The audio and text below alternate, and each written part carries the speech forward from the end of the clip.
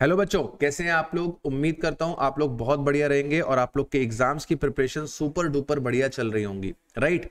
तो बच्चों, स्वागत है आप लोग का जीएसटी की रिवीजन सीरीज के अंदर। आज का जो टॉपिक है वो है रजिस्ट्रेशन। अभी तक हम लोग अराउंड 6 टॉपिक्स कवर अप कर चुके हैं। Supply, value of supply, time of supply, composition scheme, reverse charge mechanism और आईटीसी। मैंने इसका प्लेलिस्ट क्रिएट कर दिया है। डिस्क्रिप्शन बॉक्स में प्लेलिस्ट का लिंक दे दिया है और आई बटन पे भी मैंने इसका लिंक दे दिया है। तो वहां से जाके अगर आपने वो टॉपिक्स कवर अप नहीं करे हैं तो वहां से कवर अप कर लीजिएगा। सुपर फास्ट रिवीजन होने वाला है। डिस्क्लेमर दे दूं, हम लोग डीप में जाके बातें नहीं करेंगे। सिर्फ और सिर्फ पर्पस इन वीडियोस का मैराथन रिवीजन है। हर एक पॉइंट को टच करते हुए चलेंगे, हर एक पॉइंट को रिवाइज करते हुए हम लोग चलेंगे। इस वीडियो पे लाइक टारगेट रखते हैं बेटा 200 लाइक्स का। मुझे पता है इजीली आप लोग अचीव करा देंगे। तो बिना टाइम वेस्ट करे सबसे पहले वीडियो पे लाइक कर दीजिए। टक टक टक टक लाइक की आवाज आनी चाहिए। जल्दी से लाइक करिए। मैं आपको 3 सेकंड दे रहा हूं। On a count of 3 make sure कि आप लाइक कर रहे हैं। 1 2 3 कर दिया। बहुत अच्छे। चलो अब चैनल को सब्सक्राइब कर लेना। अगर सब्सक्राइब नहीं किया है बेल आइकन को हिट कर देना सो दैट नेक्स्ट टाइम जब वीडियो आए तो सबसे पहला नोटिफिकेशन आपको मिले।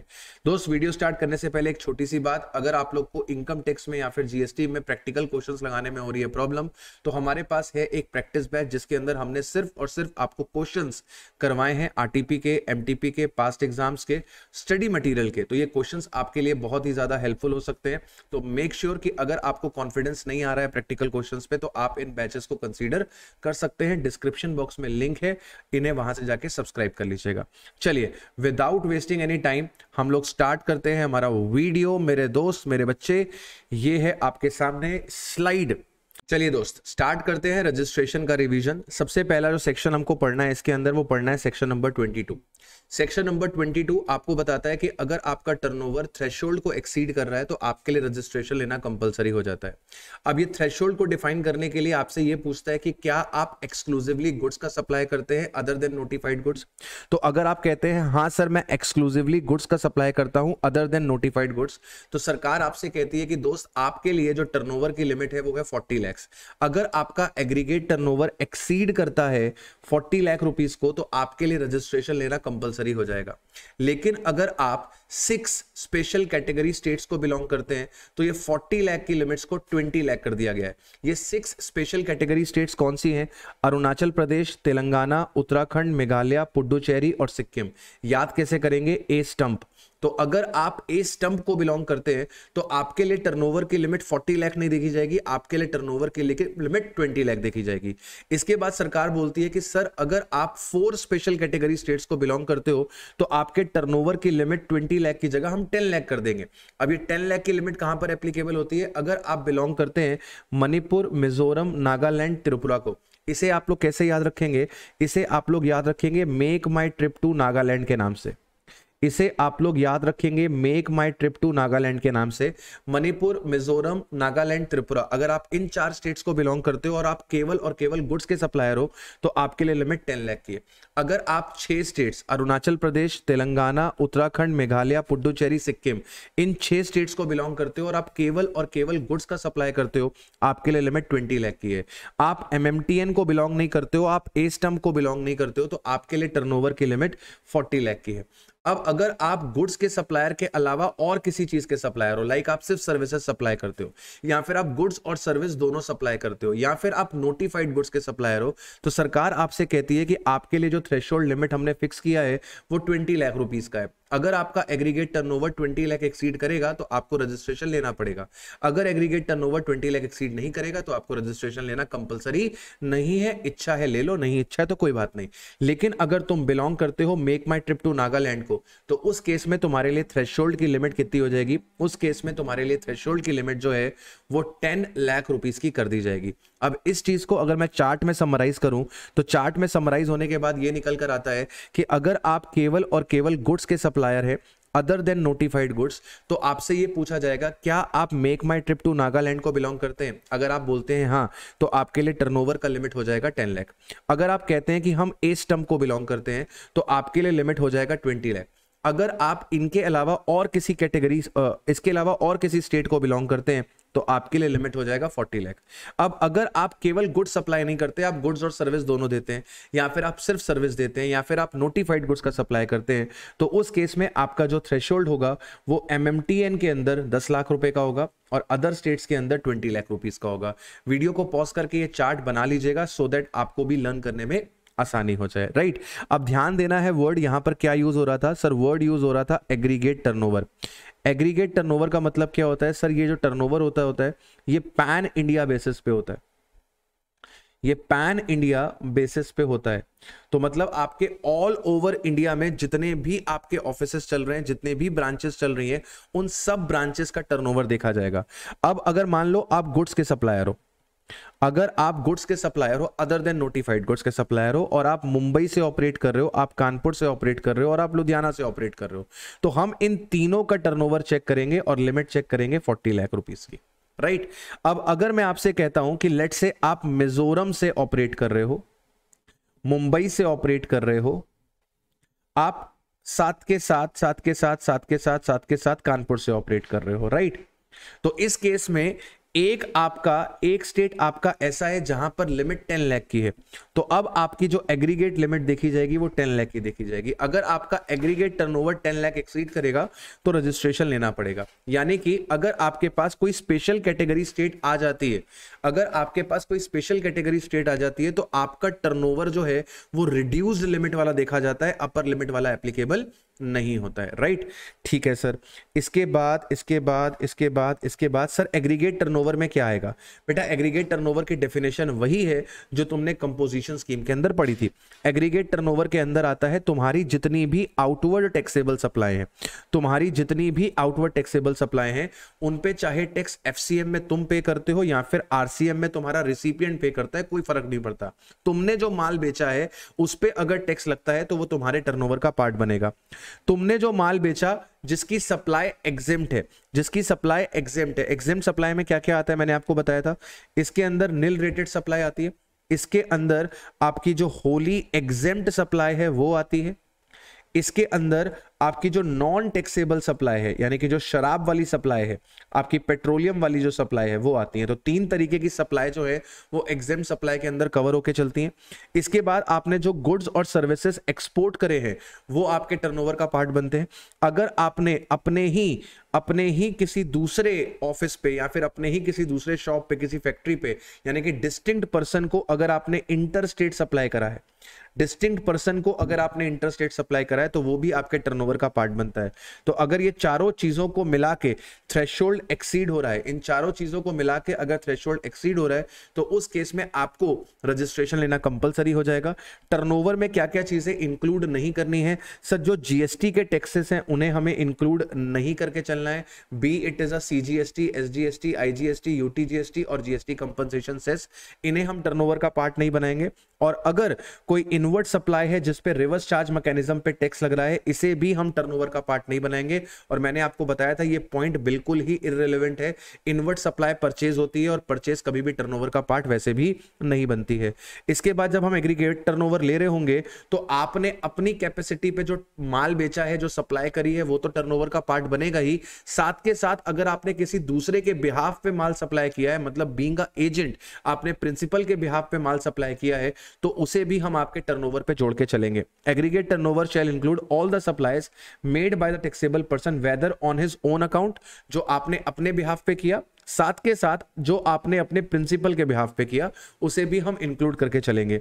If a business is carried by a taxable person who is registered under this act has transferred his business to any other person, the transferee shall obtain the fresh registration from the date the transfer of the business provided the transfer is not registered entity. अब आपको पता है कि sir GST के अंदर जो registration है वो कैसा है?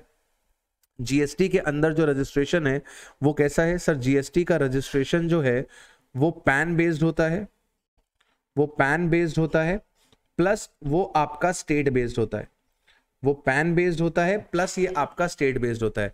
तो मान लीजिए अगर मिस्टर एक्स ने अपना बिजनेस ट्रांसफर कर दिया as a going concern to mister Y, इन्होंने एज अ गोइंग कंसर्न अपना बिजनेस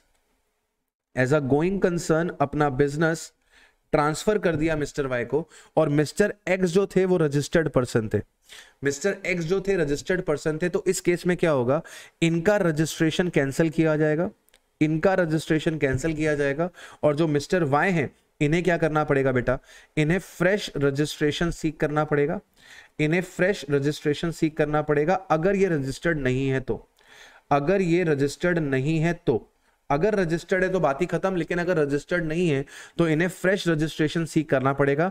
इनके लिए कोई भी थ्रेशोल्ड एप्लीकेबल नहीं है, इनके लिए कोई भी थ्रेशोल्ड एप्लीकेबल नहीं है। क्यों एप्लीकेबल नहीं है, क्योंकि ये चला चलाया बिजनेस खरीद रहे हैं, और जो बिजनेस खरीद रहे हैं वो पहले से क्या था, रजिस्टर्ड था।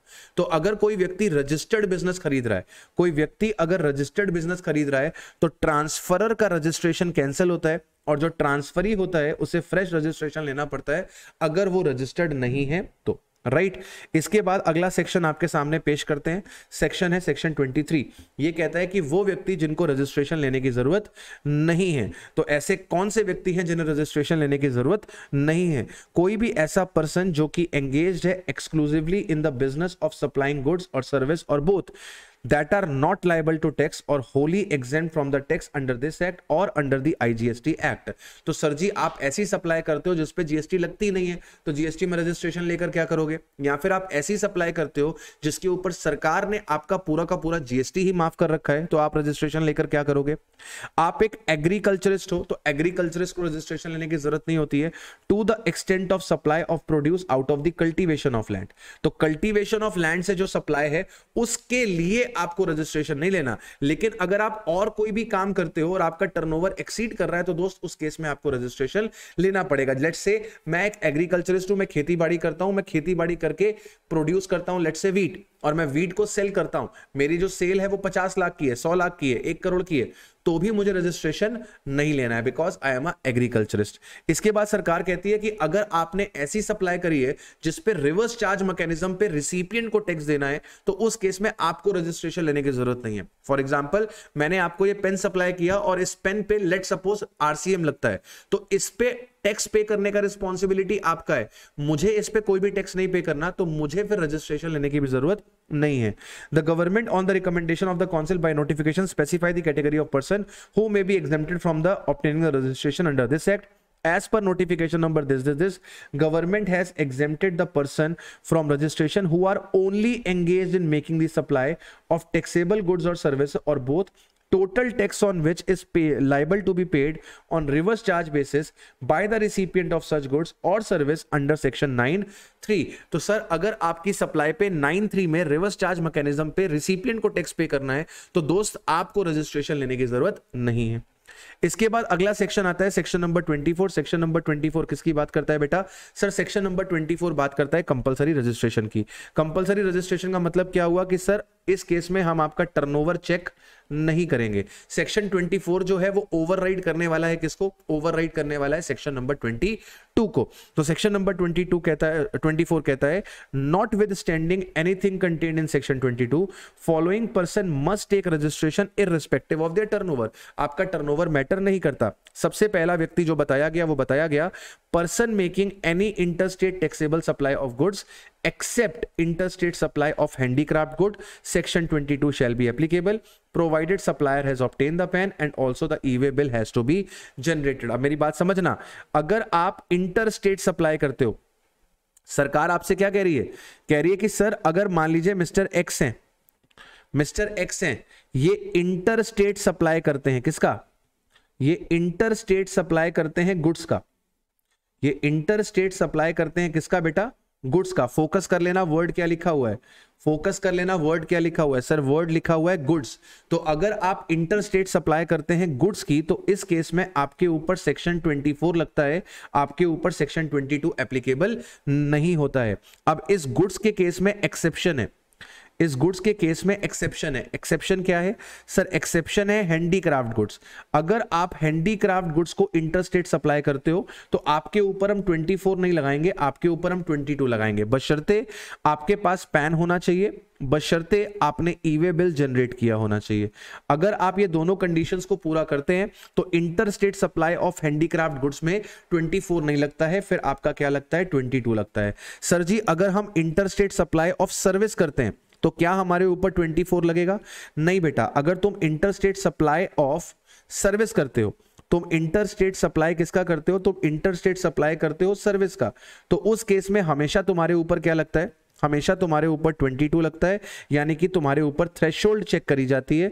जब थ्रेशोल्ड एक्सीड होगी तभी तुम्हें रजिस्ट्रेशन लेना है, अदरवाइज तुम्हें रजिस्ट्रेशन लेने की जरूरत नहीं है। इसके बाद अगला आता है कि अगर तुम कैजुअल टैक्सेबल पर्सन हो, तुम दूसरे स्टेट से हमारी स्टेट में आ रहे हो सप्लाई करने के लिए, टेम्पररी पर्पस के लिए। अगर तुम कैजुअल टैक्सेबल पर्सन हो, यानी कि तुम दूसरे स्टेट से हमारे स्टेट में आ रहे हो टेम्पररी सप्लाई करने के लिए, तो उस केस में तुम्हें कंपलसरी रजिस्ट्रेशन लेना पड़ेगा। जैसे दिवाली आ गई है और मान के चलते हैं कि दिल्ली में एक एग्जीबिशन लग रही है, एक फेयर लग रहा है, ट्रेड फेयर लग रहा है, और उसमें पार्टिसिपेट करने के लिए मिस्टर घनश्याम लाल यूपी से जा रहे हैं दिल्ली। वो वहां पर जाके इलेक्ट्रॉनिक आइटम सेल करेंगे ट्रेड फेयर में। तो अरविंद केजरीवाल जी घनश्याम लाल से क्या कहेंगे? घनश्याम बाबू, कि जब तुम यहां पर आओगे, ट्रेड फेयर में पार्टिसिपेट करोगे, तो तुम्हें क्या करना पड़ेगा? तुम्हें दिल्ली में कैजुअल टैक्सेबल पर्सन की तरीके अपने आप को रजिस्टर करवाना पड़ेगा, तुम्हारा टर्नओवर चेक नहीं किया जाएगा। ऐसा व्यक्ति जिसे रिवर्स चार्ज मैकेनिज्म में टैक्स पे करना है, ऐसा व्यक्ति जिसे रिवर्स चार्ज मैकेनिज्म के तहत टैक्स पे करना है, यानी कि जो रिसिपिएंट है, जो रिवर्स चार्ज मैकेनिज्म के तहत टैक्स पे करेगा, उसे 24 में कंपलसरी रजिस्ट्रेशन लेना है। सेक्शन 22 में जो थ्रेशोल्ड दे रखी है, वो थ्रेशोल्ड सप्लायर के लिए होती है, वो रिसिपिएंट के लिए नहीं होती है। अगर आप नॉन रेसिडेंट टैक्सेबल पर्सन है, तो उस केस में आपके लिए कंपलसरी रजिस्ट्रेशन जरूरी है। नॉन रेसिडेंट टैक्सेबल पर्सन कौन होता है? सर, जैसे अभी मैंने एग्जांपल दिया, दिवाली आ रही है और दिल्ली के अंदर एक ट्रेड फेयर लग रहा है, एक एग्जीबिशन लग रही है, उसमें पार्टिसिपेट करने के लिए मिस्टर जॉन यूएसए से आ रहे हैं। वो यूएसए से आएंगे और इस दिल्ली के ट्रेड फेयर में पार्टिसिपेट करेंगे, वहां पर अपने गुड्स एंड सर्विसेज प्रोवाइड करेंगे दिल्ली वासियों को। तो ऐसे केस में अरविंद केजरीवाल जी जॉन से कहेंगे, जॉन बाबू, यहां पर पार्टिसिपेट करने से पहले तुम्हें अपने आप को रजिस्टर करना पड़ेगा एज अ एनआरटीपी। मैं ये उम्मीद करके चल रहा हूं कि आपको सीटीपी और एनआरटीपी का कॉन्सेप्ट क्लियर है। अगला पॉइंट आता है person who makes taxable supply of goods और service on behalf of other taxable person whether as an agent और अदरवाइज। तो अगर आप दूसरे के बिहाफ पे गुड्स और सर्विसेज प्रोवाइड कर रहे हो, तो आपको क्या करना पड़ेगा? कंपलसरी रजिस्ट्रेशन लेना पड़ेगा। आपके लिए हम टर्नओवर चेक नहीं करेंगे। ऐसा व्यक्ति who is required to pay tax under section 95, ऐसा व्यक्ति जिसे टैक्स पे करना है अंडर सेक्शन 95। सेक्शन 95 में टैक्स कौन पे करता है? सर, सेक्शन 95 में टैक्स पे करता है ई कॉमर्स ऑपरेटर। सेक्शन 95 में टैक्स पे करता है आपका ई कॉमर्स ऑपरेटर। 95 कहां पर एप्लीकेबल होता है बेटा? सर जी, 95 जो है वो एप्लीकेबल होता है, 95 जो है सर जी वो एप्लीकेबल होता है ई कॉमर्स ऑपरेटर के ऊपर। 95 ई एप्लीकेबल होता है ई कॉमर्स ऑपरेटर के ऊपर। नोटिफाइड इंट्रा स्टेट सर्विसेज के ऊपर, नोटिफाइड इंट्रा स्टेट सर्विसेज के ऊपर जीएसटी किसको पे करनी है? सर, जीएसटी पे करेगा ई कॉमर्स ऑपरेटर। जीएसटी पे करेगा ई कॉमर्स ऑपरेटर। ये एक यूनिक मैकेनिज्म है, जिसमें ना तो सप्लायर टैक्स पे करता है, ना ही रिसिपिएंट टैक्स पे करता है। यानी कि अगर ई कॉमर्स है, एक सप्लायर है और एक रिसिपिएंट है, तो रिसिपिएंट ई कॉमर्स पे अपना ऑर्डर प्लेस करता है, रिसिपिएंट ई कॉमर्स पे अपना ऑर्डर प्लेस करता है। सप्लायर जो होता है वो ई कॉमर्स पे रजिस्टर होता है। ई कॉमर्स ऑपरेटर क्या करता है? सप्लायर के पास बिजनेस भेजता है और सप्लायर क्या करता है? रिसिपिएंट को सर्विस दे देता है। सप्लायर क्या करता है? रिसिपिएंट को सर्विस दे देता है। बात समझा? अब इसमें रिसिपिएंट क्या करता है? रिसिपिएंट पेमेंट करता है ई कॉमर्स ऑपरेटर को, रिसिपिएंट पेमेंट करता है ई कॉमर्स ऑपरेटर को। और ई कॉमर्स ऑपरेटर क्या करता है? सर, ई कॉमर्स ऑपरेटर क्या करता है? ई कॉमर्स ऑपरेटर पेमेंट करता है आफ्टर कमीशन, पेमेंट करता है आफ्टर डिडक्टिंग कमीशन। किसको? सर, कमीशन काट के आपका जो ई कॉमर्स ऑपरेटर है, कमीशन काट के आपका जो ई कॉमर्स ऑपरेटर है वो सप्लायर को पेमेंट कर देता है। बात समझ रहे हो? इस पर्टिकुलर ट्रांजैक्शन में जो इंटर स्टेट सप्लाई होंगी, इस पर्टिकुलर ट्रांजैक्शन में जो इंट्रा स्टेट सप्लाई होंगी, यहां पर जो इंट्रा स्टेट नोटिफाइड सर्विसेज होंगी, इंट्रा स्टेट नोटिफाइड सर्विसेज होंगी, उन पे टैक्स पे करने का रिस्पॉन्सिबिलिटी किसका आएगा? उन पे टैक्स पे करने का रिस्पॉन्सिबिलिटी ई कॉमर्स का आएगा। सर कौन कौन सी सर्विसेज सरकार ने नोटिफाई करी है? बेटा एक सर्विस सरकार ने नोटिफाई करी है renting of immovable property. Renting of immovable property, इसका एग्जाम्पल है ओयो।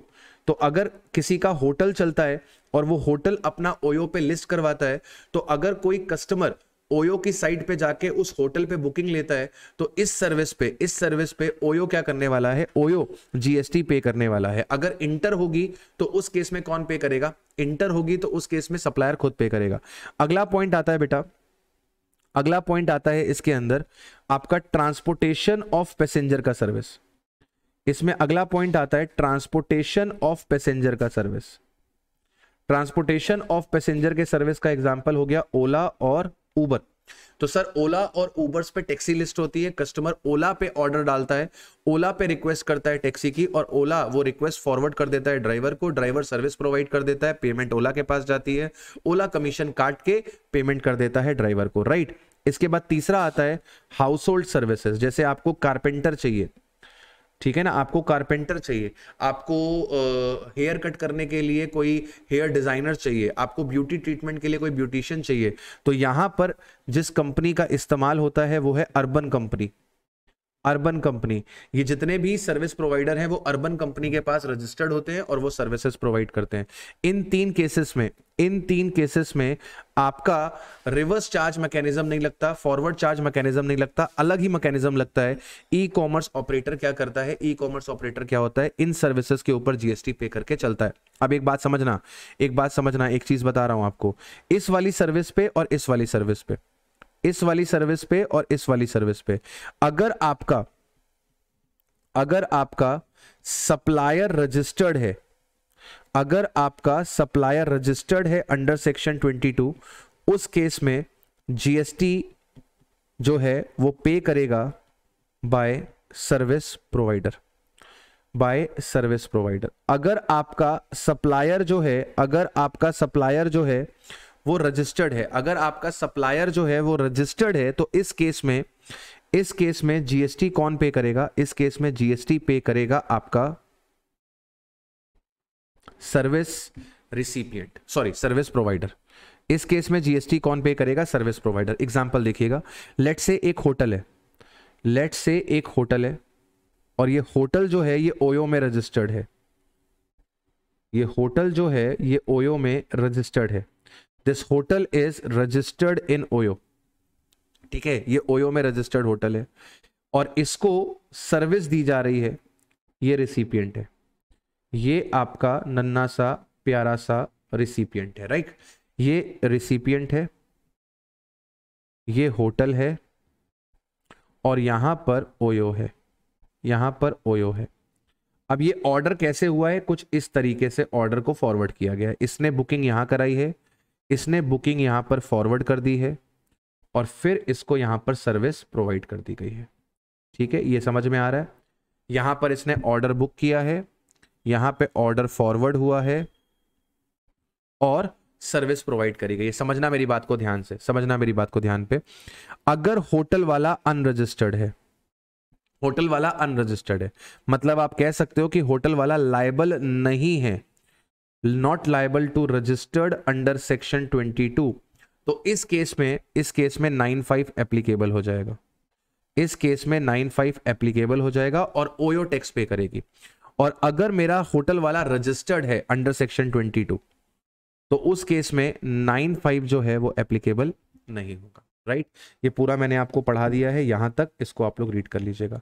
इसके बाद अगर आप ई कॉमर्स के थ्रू गुड सप्लाई करते हैं, अगर आप ई कॉमर्स के थ्रू गुड सप्लाई करते हैं, तो उस केस में आपको कंपलसरी रजिस्ट्रेशन लेना है। फॉर एग्जांपल, मेरा शर्ट्स का काम है और मैं शर्ट्स फ्लिपकार्ट के थ्रू सेल करता हूं, मेरा शर्ट्स का काम है और मैं शर्ट्स को फ्लिपकार्ट के थ्रू सेल करता हूं, तो इस केस में मेरे को कंपलसरी रजिस्ट्रेशन लेना है। जितने भी ई कॉमर्स ऑपरेटर है इन्हें भी कंपलसरी रजिस्ट्रेशन लेना है। फ्लिपकार्ट हो गया, अमेजन हो गया, शॉपक्लूज हो गया, स्नैपडील हो गया, जितने भी ई कॉमर्स ऑपरेटर है जो कि एक ब्रिज का काम करते हैं between the supplier and recipient, जितने भी ई कॉमर्स ऑपरेटर हैं इन्हें कंपलसरी रजिस्ट्रेशन लेना है। इनके केस में टर्नओवर चेक नहीं किया जाता है, राइट, क्लियर हुआ? चलिए बच्चों, बात करते हैं अब procedure for registration section number 25 की। सेक्शन नंबर 25 कहता है every person liable to be registered shall apply for the registration in every such state और UT in which he is so liable within 30 days from the date on which he becomes liable for registration। तो कह रहा है कि sir जिस भी date को आपका टर्नओवर एक्सीड करा है थ्रेशोल्ड को, या फिर एज पर सेक्शन 24 आपको मैंडेटरी रजिस्ट्रेशन लेने के लिए बोला गया है, जिस भी दिन आप लायबल हुए हो बेसिकली रजिस्ट्रेशन के लिए, वहां से 30 डेज के अंदर आपको रजिस्ट्रेशन एप्लीकेशन डाल देनी है। वहां से 30 डेज के अंदर आपको रजिस्ट्रेशन एप्लीकेशन डाल देनी है। कहां पर? इन एवरी सच स्टेट और यूटी जहां पर तुम लायबल हो रजिस्ट्रेशन लेने के लिए। However as per section 25(3) Any person can take voluntary registration and procedure for registration shall be same। कोई भी व्यक्ति जिसको सेक्शन 22 और सेक्शन 24 ऑब्लिगेट नहीं कर रहे रजिस्ट्रेशन लेने के लिए, लेकिन उसके अंदर इच्छा जाग रही है रजिस्ट्रेशन लेने के लिए, तो वो वॉलंटरी रजिस्ट्रेशन ले सकता है। सेक्शन 25 ने उसे परमिट किया है।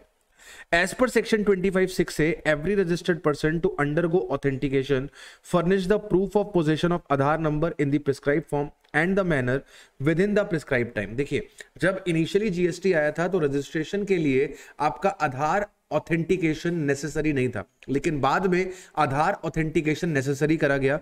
तो इसने कहा कि सर अगर आप पहले से रजिस्ट्रेशन ले चुके हो और आपने आधार ऑथेंटिकेशन नहीं करवाया, तो आपके लिए मैंडेटरी है कि आप क्या करें, अपना आधार नंबर ऑथेंटिकेट करवाएं। किसके लिए? रजिस्टर्ड पर्सन के लिए। जो ऑलरेडी जीएसटी में रजिस्टर्ड है और उसने पहले अगर आधार का ऑथेंटिकेशन नहीं करवाया है, तो उसे आधार का ऑथेंटिकेशन करवाना है। ऐसी बात लिखी है 25(6)(a) के अंदर। फिर आता है सेक्शन 25(6)(b) और 6(c)। Read with rule 84(a) require every individual and karta, managing director, whole time director, partner of the firm respectively to undergo authentication or furnish the proof of possession of Aadhaar number in the prescribed manner। Such authentication is mandatory to be eligible for the grant of registration। अब जो लोग GST का registration लेने जाते हैं, जो पहली बार GST का रजिस्ट्रेशन ले रहे हैं, उनके लिए सरकार कहती है कि भाई साहब 25(6)(b) और 25(6)(c) के तहत आपको अपने आधार ऑथेंटिकेशन का प्रूफ करवाना पड़ेगा, आपको आधार का प्रूफ देना पड़ेगा। अब ये कौन करेगा? सर कह रहा है कि हर एक इंडिविजुअल करेगा। सोल प्रोप्राइटरशिप फर्म है तो इंडिविजुअल करेगा, एचयूएफ है तो कर्ता करेगा, अगर कोई कंपनी है तो एमडी या फिर होल टाइम डायरेक्टर करेगा, कोई पार्टनरशिप फर्म है तो पार्टनर ऑफ द फर्म करेगा।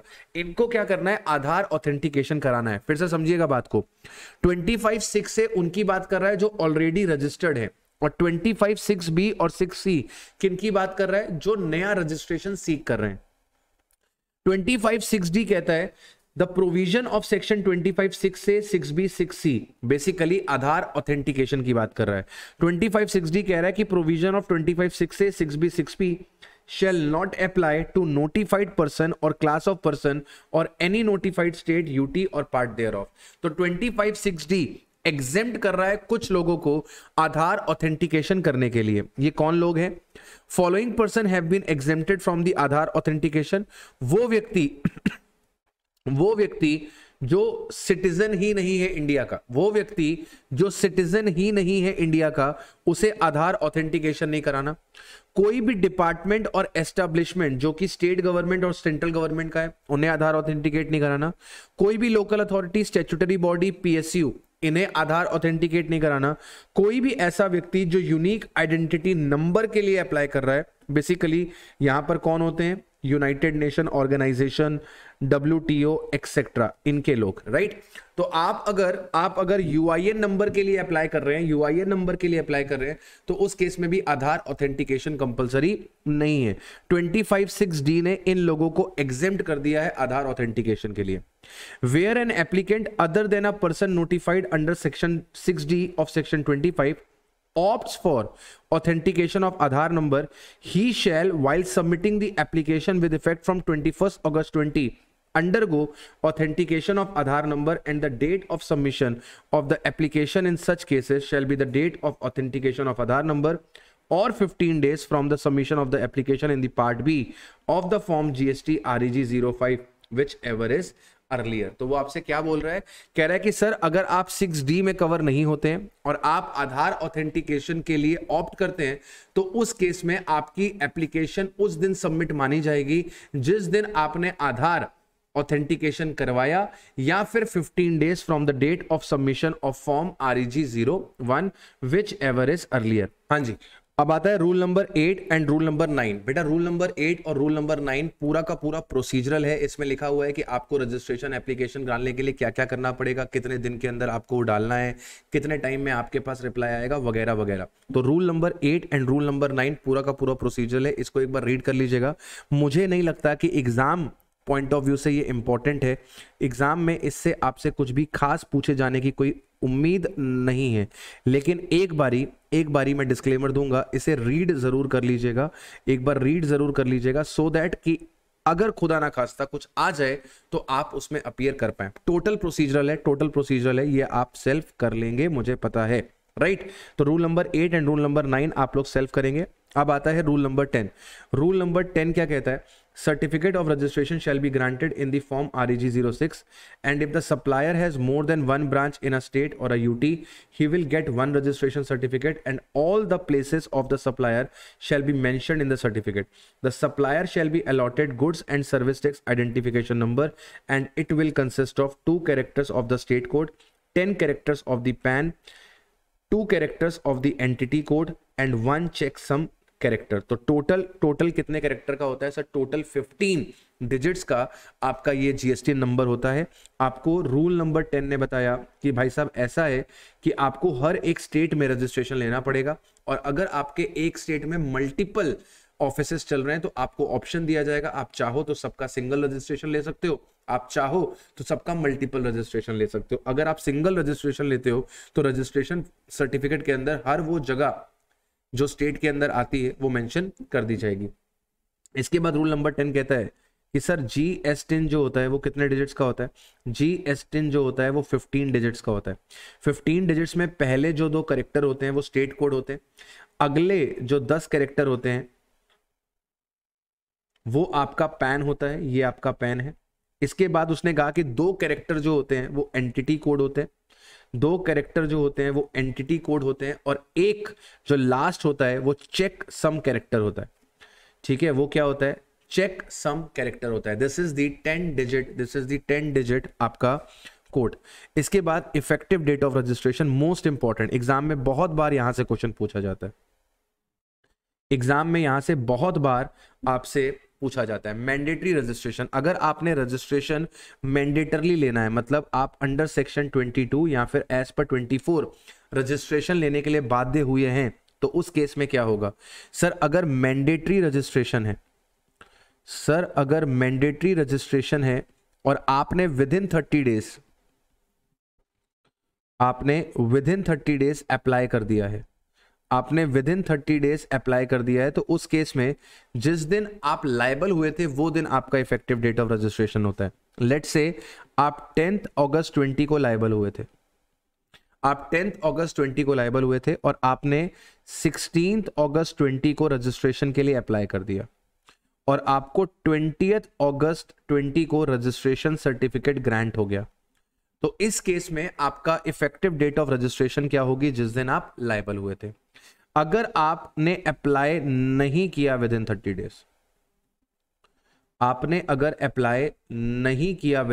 डेज, तो उस केस में क्या होगा सर, अगर आप 30 डेज में अप्लाई नहीं करते हो, लेट्स से आप 10th अगस्त 20 को लायबल हुए और आपने अप्लाई किया लेट्स से 19th ऑफ सितंबर को, आपने अप्लाई किया 19th ऑफ सितंबर को, और आपको रजिस्ट्रेशन ग्रांट हुई लेट्स से 24th ऑफ सितंबर को आपको रजिस्ट्रेशन ग्रांट हुई, तो आपका इफेक्टिव डेट ऑफ रजिस्ट्रेशन क्या होगा, जिस दिन आपको रजिस्ट्रेशन ग्रांट किया गया है। अगर आप वॉलंटरी रजिस्ट्रेशन लेते हो, राइट, लेट्स से आपने अप्लाई किया, आप लायबल नहीं हुए थे, आपने अप्लाई किया 10 अक्टूबर 20 को आपने अप्लाई किया, और आपको रजिस्ट्रेशन ग्रांट हुआ 16 अक्टूबर 20 को, यहां पर आपको ग्रांट हुआ 16 अक्टूबर 20 को, तो आपका इफेक्टिव डेट ऑफ रजिस्ट्रेशन क्या होगा? जिस दिन आपको रजिस्ट्रेशन ग्रांट हुई है। बात समझा? तो अगर मैंडेटरी रजिस्ट्रेशन लेना है और अब विद इन 30 डेज अप्लाई कर दिया है तो जिस दिन लायबल हुए थे वो दिन effective date of registration. 30 days में अप्लाई नहीं किया है तो जिस दिन रजिस्ट्रेशन ग्रांट हुआ है वो दिन आपका effective date of registration. Voluntarily registration अगर आप लेते हो तो जिस दिन रजिस्ट्रेशन ग्रांट होता है वो होता है आपका इफेक्टिव डेट ऑफ रजिस्ट्रेशन। इसके बाद बेटा अगला पॉइंट आता है रूल 10A। रूल 10A कहता है कि अगर आप रजिस्ट्रेशन के लिए अप्लाई कर रहे हैं तो जरूरी नहीं है कि आप अपने बैंक अकाउंट की डिटेल्स तुरंत दें। जरूरी नहीं है आप अपने बैंक अकाउंट की डिटेल्स तुरंत दें, आप बाद में भी बैंक अकाउंट की डिटेल दे सकते हैं। और कितने बाद तक अलाउड है? Sir within 45 days from the date of grant of registration और the due date of furnishing the return whichever is earlier. So it is not necessary that while applying for the registration under GST you should mention your bank account details. You can leave it, ignore it. You can provide these details after getting the registration within 45 days from the date of registration or the due date of furnishing the return of income, return under GST, whichever is earlier. This option is not available for those who have been granted registration as TDS deductor, TCS collector और who have obtained the suo motu registration. कह रहा है कि sir ये जो rule 10A है, ये जो फैसिलिटी है बाद में बैंक अकाउंट डिटेल्स देने की, ये हम नहीं देते हैं किनको? जिन्होंने रजिस्ट्रेशन लिया है एज अ TDS डिडक्टर, जिन्होंने रजिस्ट्रेशन लिया है एज अ TCS कलेक्टर, या फिर जिन्होंने वॉलंटरली रजिस्ट्रेशन लिया है।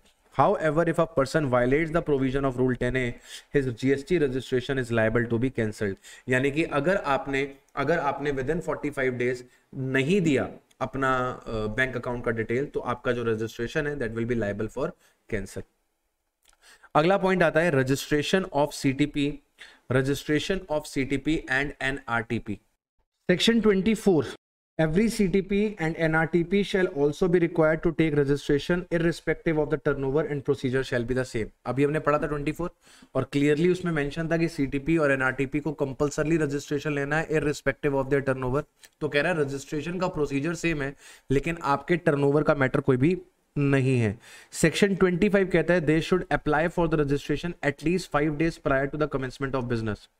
Also, along with registration application, they have to deposit the GST in advance by estimating their tax liability। तो कह रहा है कि CTP और NRTP को अपना बिजनेस कमेंस करने के कम से कम 5 दिन पहले रजिस्ट्रेशन लेना है और जब ये रजिस्ट्रेशन लेंगे तो एडवांस में अपना टैक्स लाइबिलिटी सरकार के पास जमा करेंगे। उसका सिंपल सा रीजन है, लेट्स से अगर मैं यूपी का हूं और दिल्ली में जा रहा हूं एज अ CTP तो मेरा कोई फिक्स प्लेस ऑफ बिजनेस नहीं है दिल्ली में, मैं एक पर्टिकुलर पर्पस के लिए जा रहा हूं, कोई ट्रेड फेयर है 5 दिन 10 दिन 15 दिन 20 दिन चलेगा, उसके बाद मैं वापस अपने होम टाउन आ जाऊंगा। तो यहां पर वो क्या कह रहा है कि भैया सरकार को ऐसा है कि आप हमारा पैसा जो है वो एडवांस में गिन दो, कल को आप दिल्ली छोड़ के चले जाओगे तो हम तुम्हें कहां ढूंढते फिरेंगे, राइट? योगी जी तो हमको एंट्री देंगे नहीं, तो हमें क्या चाहिए कि तुम हमको एडवांस में ही टैक्स पे कर दो। तो जब आप एज अ CTP और एज अ NRTP अपने आप को रजिस्टर करते हो तो कम से कम बिजनेस स्टार्ट होने के 5 दिन पहले करना पड़ेगा और आपको साथ के साथ एडवांस में टैक्स का पैसा गवर्नमेंट को देना पड़ेगा। सेक्शन नंबर 27 कहता है कि जो सर्टिफिकेट मिलेगा आपको, रजिस्ट्रेशन सर्टिफिकेट जो मिलेगा वो वैलिड रहेगा स्पेसिफाइड पीरियड के लिए, लेकिन मैक्सिमम 90 डेज के लिए हो सकता है। मतलब एज अ CTP और NRTP आप 90 डेज से ज्यादा का रजिस्ट्रेशन नहीं ले सकते, लेकिन अगर आपको बाद में एक्सटेंशन चाहिए तो प्रॉपर ऑफिसर बाद में आपको एक्सटेंशन दे सकता है, लेकिन वो एक्सटेंशन भी 90 डेज से ज्यादा का नहीं होना चाहिए। यानी कि अगर मैं आपसे पूछूं कि मैक्सिमम CTP कितने टाइम के लिए रजिस्ट्रेशन ले सकता है, सर ओरिजिनली वो 90 डेज के लिए ले सकता है, बाद में उसे फर्दर एक्सटेंशन मिल सकता है 90 डेज का, लेकिन जब वो एक्सटेंशन सीक करेगा तो उस एक्सटेंडेड पीरियड का भी एडवांस का पैसा उसे पे करना पड़ेगा जब वो एक्सटेंशन की एप्लीकेशन डालेगा। Such person shall make advance deposit of GST as estimated by him for the extended period as well along with the extension application। Rule number 13 कहता है कि जो NRTP है उसे इलेक्ट्रॉनिकली सबमिट करनी पड़ेगी application along with a self attested copy of his valid passport, क्योंकि जो NRTP है उसके पास ना तो पैन होगा ना तो आधार होगा, तो वो वैलिड पासपोर्ट के थ्रू अप्लाई करेगा। In case of a business entity incorporated or established outside India, the application for registration shall be submitted along with tax identification number or the unique number on the basis of which The entity is identified by the government of that country or its PAN if available. तो कह रहा है कि sir अगर आप एक business entity हो जो कि इनकॉर्पोरेट हुई है इंडिया के बाहर, तो जिस भी कंट्री में आप इनकॉर्पोरेट हुए हो वहां पर आपको कुछ टैक्स आइडेंटिफिकेशन नंबर दिया होगा, आपको वो टैक्स आइडेंटिफिकेशन नंबर देना है। एग्जाम पॉइंट ऑफ व्यू से बिल्कुल ही इंपॉर्टेंट नहीं है, right. Extension in period of operation by CTP और NRTP as per rule 15, where a registered casual taxable person intends to extend the period of registration indicated in his application of registration, an application in the form REG 11 shall be submitted by such person before the end of the validity of the registration granted to him. तो अगर आपको extension चाहिए तो extension के लिए आपको REG 11 form fill करना पड़ेगा before the end of the validity of the registration, right. इसके बाद अगला टॉपिक आता है मेरे बच्चे, section number 28, amendment of registration. Amendment दो चीजों की हो सकती है, अमेंडमेंट किसी कोर एरिया में हो सकती है, अमेंडमेंट किसी नॉन कोर एरिया में हो सकती है। जब आपने रजिस्ट्रेशन सर्टिफिकेट लिया तब आपने कुछ इंफॉर्मेशन सप्लाई करी होगी डिपार्टमेंट को, अगर उन इंफॉर्मेशन में कुछ अपडेशन है, कुछ चेंज है, कुछ अमेंडमेंट है, तो वो अमेंडमेंट आपको नोटिफाई करनी है सरकार को। कोर एरियाज जो है उसके लिए आपको अप्रूवल लेना पड़ेगा प्रॉपर ऑफिसर से, मतलब कि जो कोर एरियाज है उनका अमेंडमेंट बिना प्रॉपर ऑफिसर के अप्रूवल के नहीं होता, प्रॉपर ऑफिसर का अप्रूवल लगेगा। और जो आपके नॉन कोर एरियाज हैं, जैसे आपको मोबाइल नंबर बदलना है, आपको ईमेल आईडी बदलनी है, आपको ऑथराइज्ड सिग्नेटरी बदलना है, तो जो नॉन कोर एरियाज हैं उन्हें आप खुद बिना प्रॉपर ऑफिसर के अप्रूवल के क्या कर सकते हैं, अमेंड कर सकते हैं। एक ओटीपी बेस्ड वेरिफिकेशन होगा, वो वेरिफिकेशन आप कर देंगे, आपका नॉन कोर एरियाज जो है वो अमेंड कर दिया जाएगा आपके रजिस्ट्रेशन सर्टिफिकेट में। लेकिन अगर कोई कोर एरियाज है तो उसके लिए पीओ का अप्रूवल लगता है। If any person has taken the registration, subsequent amendment is allowed with regard to the following. Core areas, जैसे आपको अपने बिजनेस का नाम बदलना है, आपको अपने बिजनेस का एड्रेस बदलना है, आपको नया पार्टनर ऐड करना है या फिर किसी भी पार्टनर को डिलीट करना है, नया डायरेक्टर ऐड करना है या फिर डिलीट करना है, which does not warrant the cancellation of registration, और इन अमेंडमेंट की वजह से रजिस्ट्रेशन कैंसिल नहीं हो रहा होना चाहिए। तो कोर एरियाज का अमेंडमेंट अलाउड है only after the approval of the PO, लेकिन जो नॉन कोर एरियाज हैं उनका अप्रूवल आपको मिल जाता है बिना प्रॉपर ऑफिसर के अप्रूवल के, बस आपको केवल ई वेरिफिकेशन करना होता है। अब ये पूरा एक प्रोसीजर है, फिर से वही बात रीड कर लीजिएगा, not important for exam, not important for exam. The thing is कि आपका एमसीक्यू बेस्ड रहता है, तो एमसीक्यू बेस्ड में वो आपसे पूछ सकता है कितने डेज, तो सिर्फ उसके लिए आप इसे एक बार रीड कर लीजिएगा। प्रोसीजरल पार्ट एक बार सिर्फ आप रीड कर लीजिएगा, ठीक है, रटने की कोई जरूरत नहीं है। अगला आता है cancellation of registration, super important, section number 29, rule number 20 to 22। Cancellation at the request of application, आपका रजिस्ट्रेशन एप्लीकेंट की रिक्वेस्ट पे भी कैंसिल हो सकता है। जैसे मेरा रजिस्ट्रेशन है तो वो मेरी रिक्वेस्ट पे कैंसिल हो सकता है।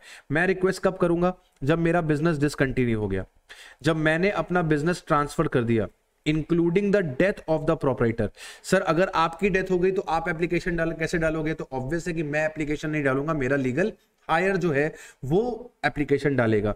Amalgamated with other legal entity, sir amalgamate हो गई, ए लिमिटेड बी लिमिटेड के साथ अमलगमेट हो गई, तो ए लिमिटेड एप्लीकेशन डाल के अपना रजिस्ट्रेशन क्या करेगी, कैंसिल कर देगी। डीमर्ज हो गई, ट्रांसफर हो गई एज अ गोइंग कंसर्न, तो इन केसेस में आप अपना रजिस्ट्रेशन कैंसिल करवा सकते हैं एप्लीकेशन डाल के। अगर आपके बिजनेस का कॉन्स्टिट्यूशन ही चेंज हो गया, सर मैंने सोल प्रोपराइटर कंसर्न को 1% कंपनी में कन्वर्ट कर दिया, सोल प्रोपराइटरशिप कंसर्न को मैंने 1% कंपनी में चेंज कर दिया, कॉन्स्टिट्यूशन ही बदल गया, कॉन्स्टिट्यूशन बदल गया, तो पहले रजिस्ट्रेशन के वक्त मेरा पैन लगा होगा, अब बाद में 1% कंपनी का पैन लगेगा, तो इस केस में मेरा रजिस्ट्रेशन कैंसिल होगा और 1% कंपनी को रजिस्ट्रेशन दिया जाएगा। The person is no longer liable to be registered under section 22 और 24।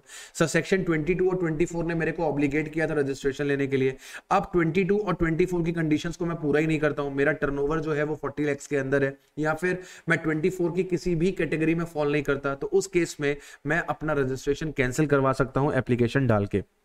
कैंसिलेशन करा जा सकता है by GST officer on his own motion, GST officer अपनी मर्जी से आपका रजिस्ट्रेशन कैंसिल कर सकता है। अगर आप कोई भी धंधा नहीं कर रहे हैं अपने डिक्लेयर्ड प्लेस ऑफ बिजनेस से, आपने एक प्लेस को डिक्लेयर किया है अपना बिजनेस प्लेस और वहां से आप कोई भी बिजनेस नहीं चलाते हो, अगर आप इशू करते हो इनवॉइस या फिर bill without the supply of goods और service in violation of the act, मतलब कि आप फेक इनवॉइसेस इशू कर रहे हो ताकि सामने वाले को आईटीसी मिल सके, तो उस केस में आपका रजिस्ट्रेशन जो है वो कैंसिल हो जाएगा।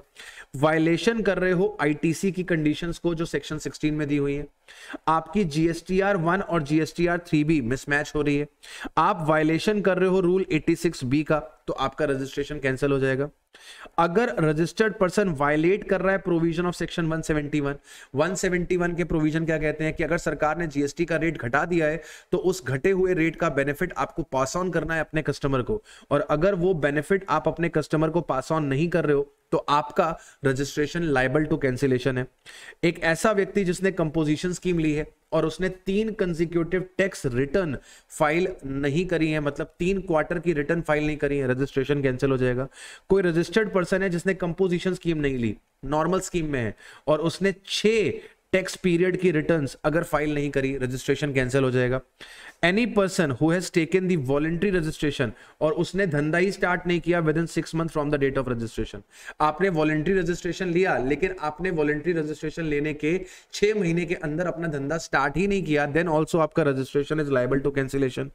रजिस्ट्रेशन अगर आपने ऑब्टेन किया है by means of fraud, wilful misstatement, suppression of facts, तो इस केस में आपका रजिस्ट्रेशन क्या हो जाएगा, लायबल टू कैंसिलेशन। रीड कर लीजिएगा, इंपॉर्टेंट है। इसके बाद आता है suspension of registration. Suspension of registration ये भी आपके एग्जाम के लिए बहुत ही ज्यादा इंपॉर्टेंट है।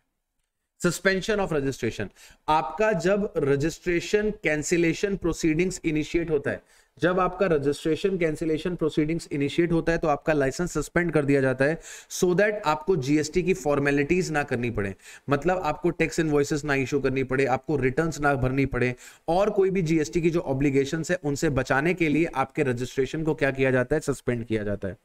वेयर अ रजिस्टर्ड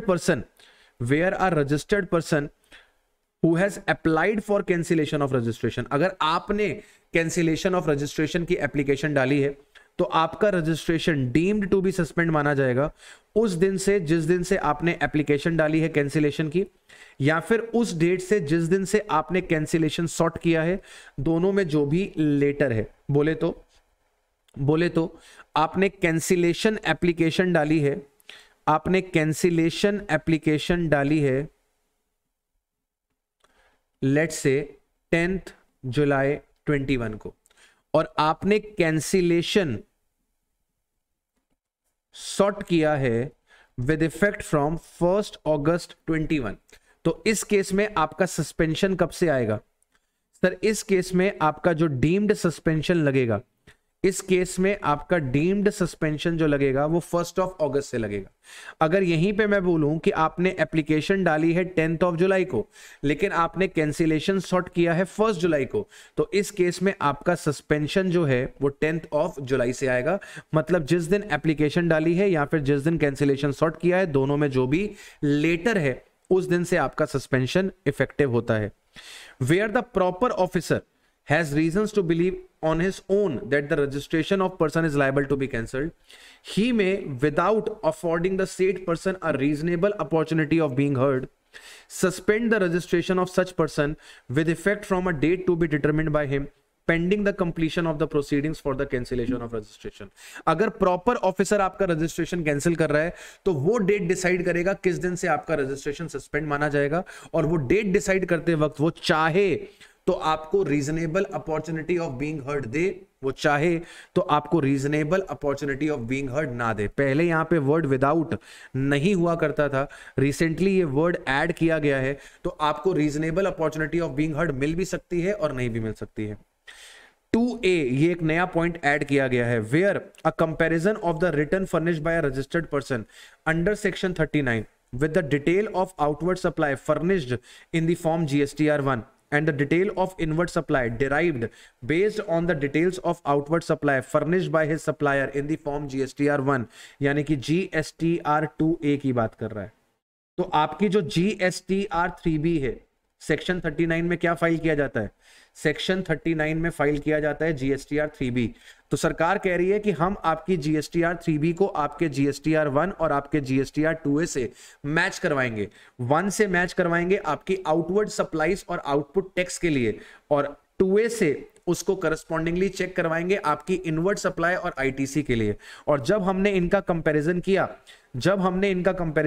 3B का, 1 का, 2A का कंपैरिजन किया, तो उस एनालिसिस ने हमको ये बताया कि सर आपने सिग्निफिकेंट डिफरेंसेस दिखाई दे रहे हैं।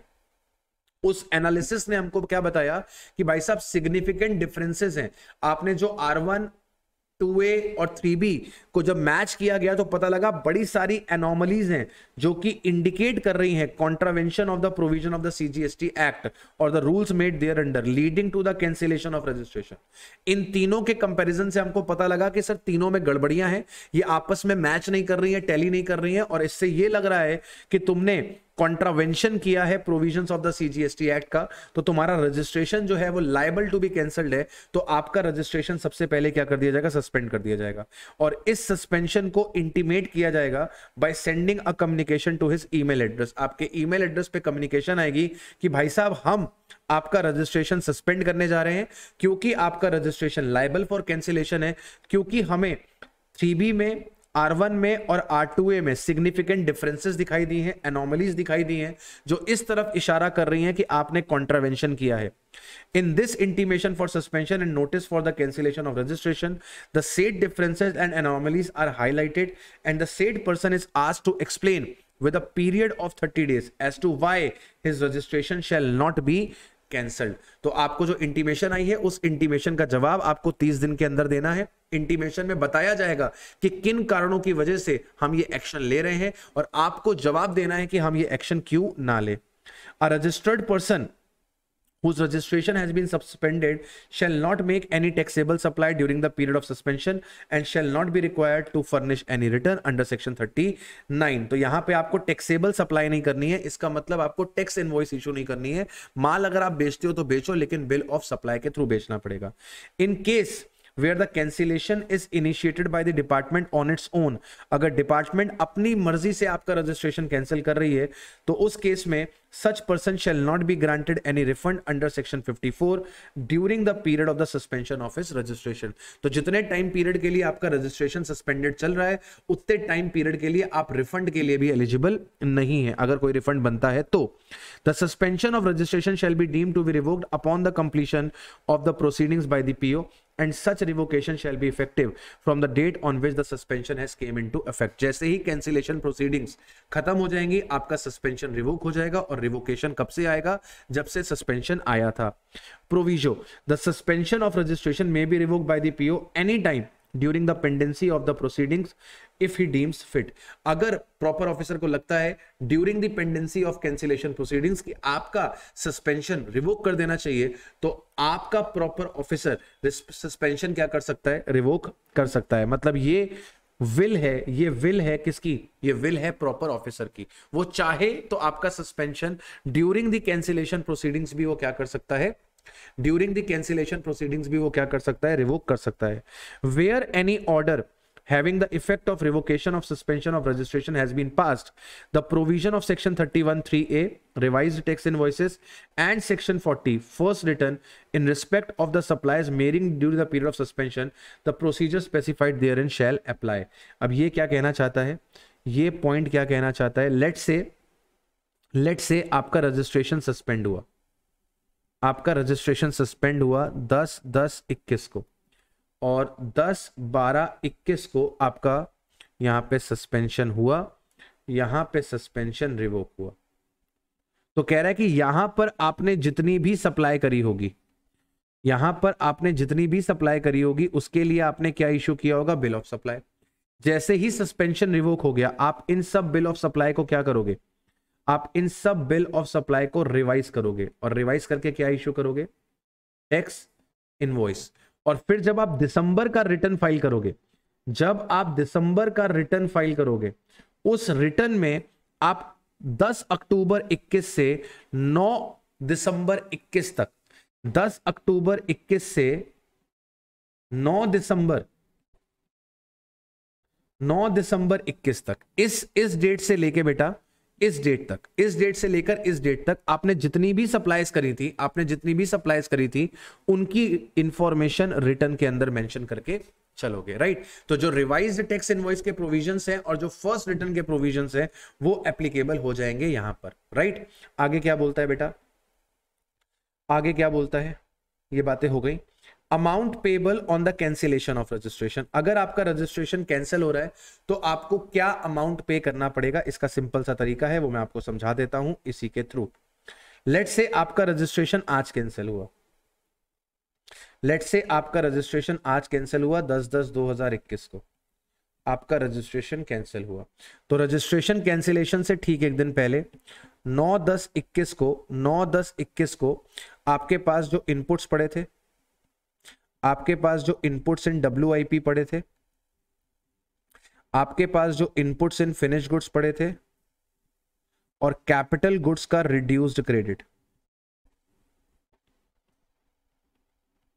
आपको इनमें अमाउंट पे करनी पड़ेगी, इनके लिए अमाउंट पेबल करनी पड़ेगी हायर ऑफ फॉलोइंग, इनके लिए आपको अमाउंट पे करनी पड़ेगी higher of following. A point, जितना ITC आपने क्लेम किया था वो, या फिर GST ऑन टीवी, या फिर GST ऑन टीवी, इनमें से जो भी आपका हायर होगा वो आपको पे करके चलना पड़ेगा। रीड करा दूं क्या एक बारी? The cancellation of registration shall be effective from the date to be determined by the PO and mentioned in the cancellation order.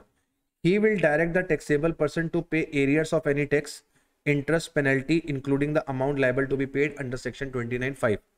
A registered person whose registration is cancelled will have to debit the electronic credit or cash ledger by the amount equivalent to ITC in respect of stock of inputs, inputs contained in semi-finished goods, finished goods, capital goods or plant and machinery on the day immediately preceding the date of cancellation, the output tax payable on such good whichever is higher। ठीक है, अब ये reduced credit कैसे निकाला जाएगा, ये reduced credit कैसे निकाला जाएगा सर? ये रिड्यूस्ड क्रेडिट निकालने के लिए इस्तेमाल किया जाएगा आपके रिमेनिंग लाइफ का, रिमेनिंग लाइफ का। और रिमेनिंग लाइफ कैसे निकालते हैं? रिमेनिंग लाइफ निकालते हैं 60 मंथ में से यूज्ड लाइफ को माइनस कर देते हैं। 60 मंथ में से हम यूज्ड लाइफ को क्या कर देते हैं बेटा? माइनस कर देते हैं। ठीक है, ठीक है, ठीक है, ठीक है, ठीक है, ये मैंने आपको समझा दिया।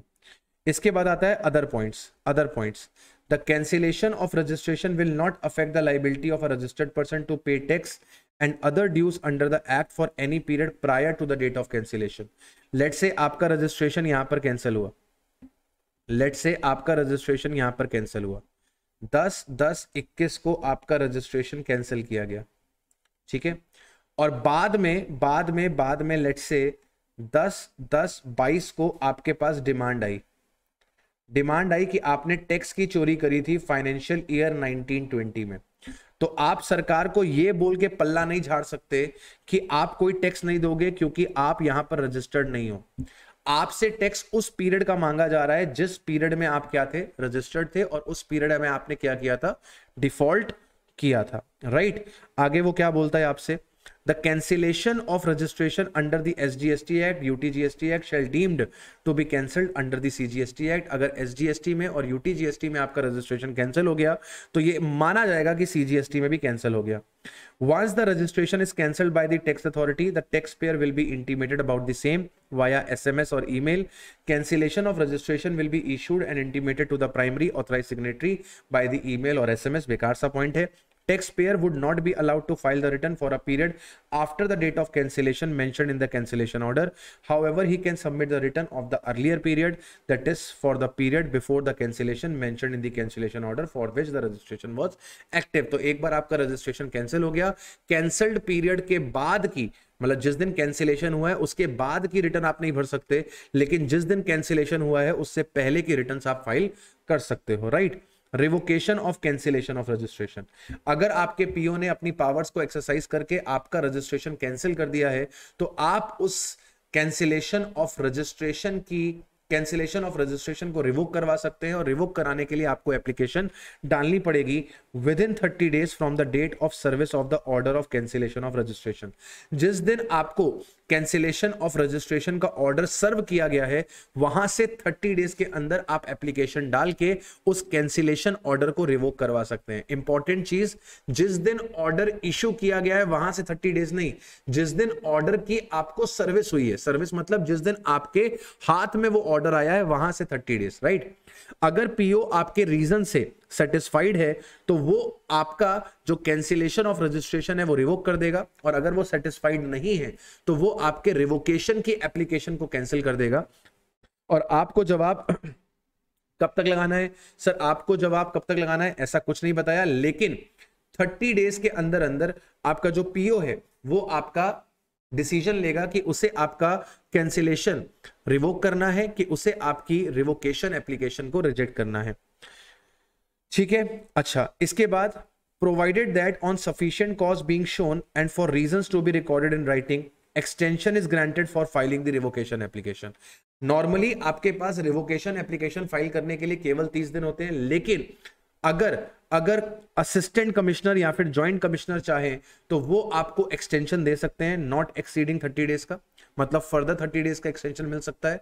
और अगर कमिश्नर चाहे तो एडिशनली आपको 30 डेज का एक्सटेंशन दे सकता है। यानी कि आपके पास सेक्शन 30 ने आपको कितने दिन दिए हैं, 30 डेज दिए।